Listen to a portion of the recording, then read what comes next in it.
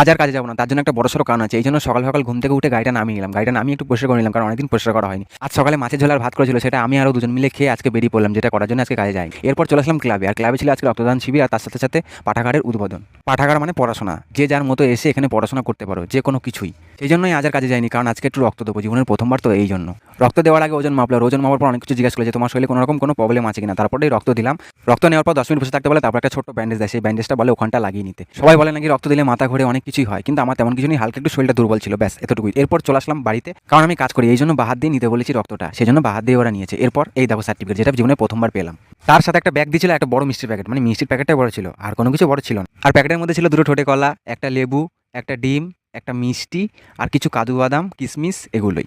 এরপর আমি ডিমটা খেতে খেতে এদিকে ভাই এসে উধাও হয়ে গেছে। এবার ভাই ও আমি সবাই মিলে বসান দিতে লাগলাম, আর এখানে আমি আমার ব্লগটা শেষ করলাম। এরকম নতুন নতুন ব্লগ দেখতে চাইলে চ্যানেল সাবস্ক্রাইব করে পাশে থাকা বেল আইকনটি অল করে দাও। চলো ভাই, টাটা, বাই বাই, ভালো থেকো সবাই।